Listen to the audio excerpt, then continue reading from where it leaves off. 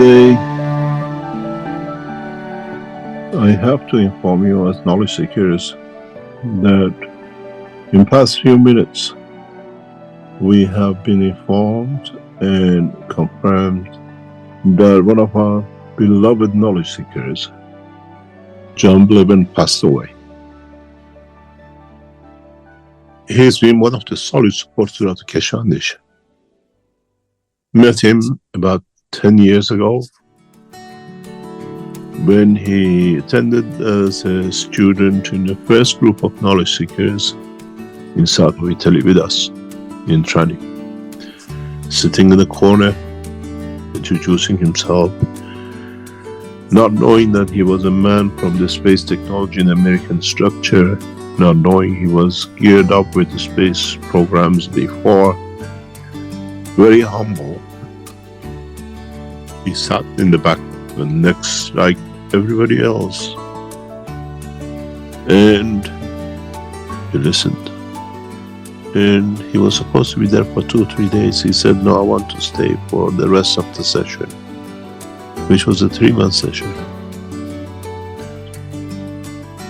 And then on, it became the rest of what we all know. He became part of the Keshe Foundation, and he's the CEO of the Mark Ray, and many, many other things. He devoted his life to the foundation, and he worked relentlessly to open the frontiers of space. And he always said to me, this is the only way we're going to go to space. He came from a background of working as an engineer in the space technology in the United States for 20, 30 years. Many tests we done with him, many work we did with him, never came out, will never come out. It's highly classified for our work. And he was the man who set everything up to see it through. A lot of knowledge was shared with him, and there was no limitation in sharing knowledge with Jon. He was part of the inner structure. And even to the last months, he still did a lot of trials, a lot of things. This is one of the last pictures I have of him, where he could transmute. He is the first person ever transmuted in Keshe Foundation. The very first time I asked him, Jon, I think we are ready to go. He said, I have to be the first one. I have to test. We sent him the system to Arizona, and we're still in the basement of the what we call Linz Exhibition Center. I said to him, I'll walk around, you tell me, what do you see? He came to Linz twice, so he knew the environment. He said, you walk around and I'll tell you where you are. Even when he came to Linz, we used to have a back room in the office where I set up systems for him because we did a lot of tests. He never knew where I was in the building. He tells me where I'm touching, what I see, what's in front of me. And as I walked, he could tell me I'm standing by which system and how he feels about it. I did this with Jon 2 or 3 times. He said, I'm with you, but I can't physically manifest myself. There is something I cannot do. I can't go through the transmission, to transfer, to transmute. But it was amazing how he could give me detailed information of which room, which machine, which area I was in, and nothing is spoken. And even the scenery of the exhibition center, in the last conversation with him, was changed, so it wasn't there that he knew the picture.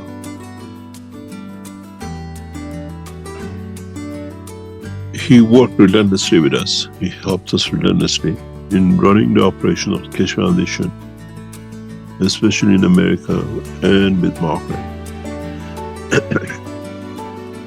It's a great loss to us and to the foundation and to the knowledge seekers.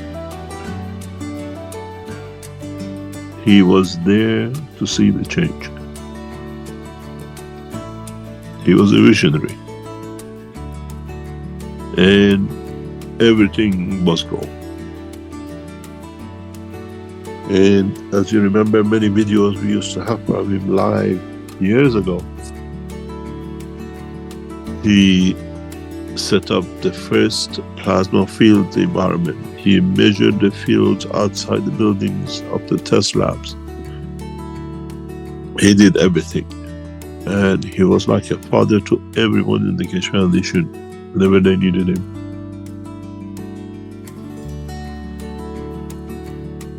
It'll take us a long time to recover from this loss.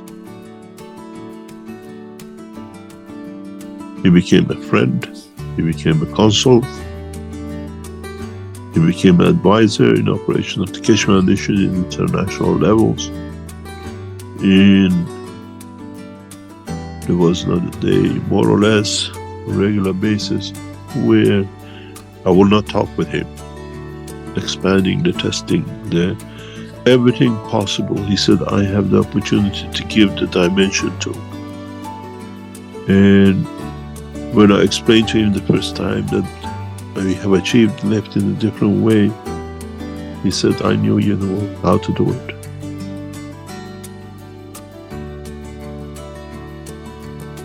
He understood the science of space technology.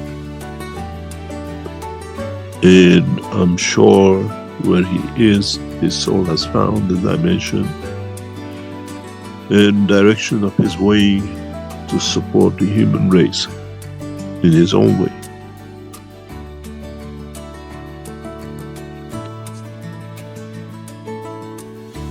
I hope he finds his peaceful place where he can expand and elevate.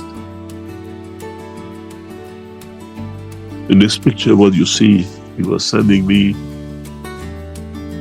Later on, there is a seat where he sat in the chair, and he says, I cannot see myself. I cannot feel my legs. I'm not here, but I know I'm here. And everything for him was an adventure to bring him forward in space travel. He could not stay silent. He was full of joy. He was like a teenager, finding new toy to do things. I wish, and I give from my soul, for his to find his best place in the universe, the creation of the Creator that can help the others to live. We usually give a minute of silence for those of us who, with him, there was no silence. And this today teaching is very much in the line of where it could be. I hope we all remember him with joy. And the videos we used to see him, and the way he used to jump between the backgrounds.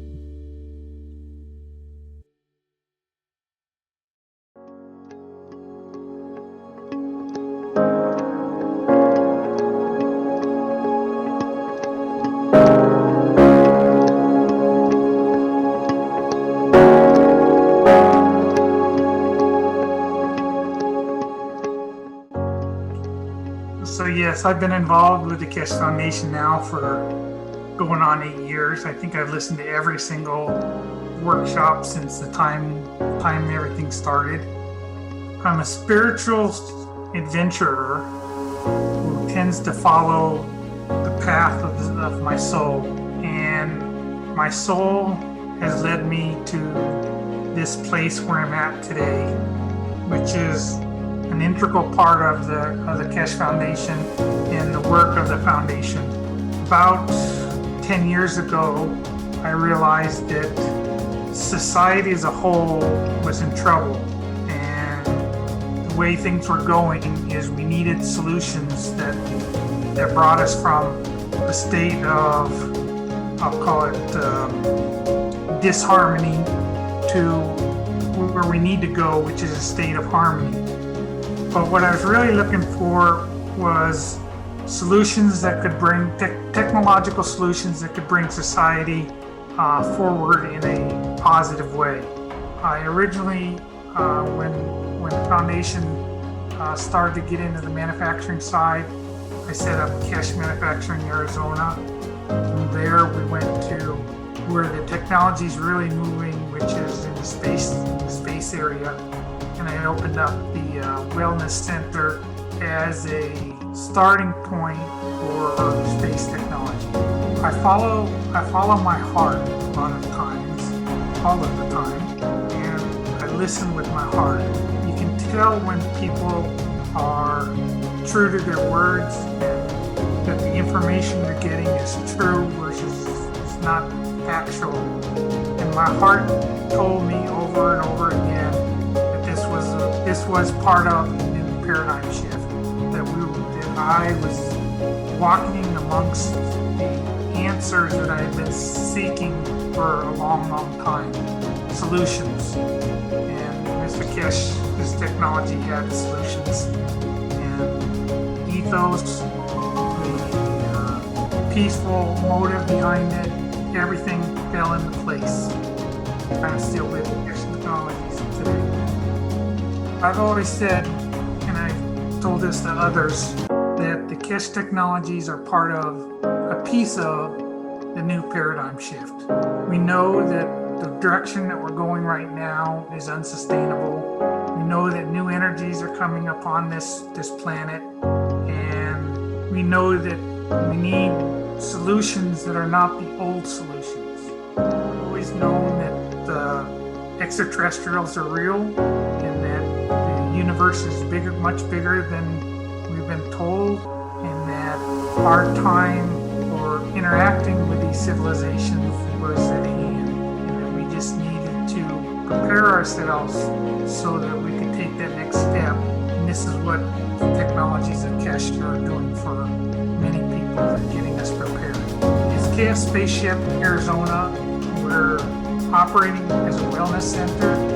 We're going to have 12 of the universal body enhancement units entering our facility. We also have 2 of the vertical units coming in, which will help us with some interactions with the universal body enhancement systems. Those 2 will contain technology never before seen. Ultimately, our facility will become a spaceship center, and we hope that organizations like Space Force and NASA will join hands with us, with other countries, to bring a new way of space travel, much different from what has transpired in the past.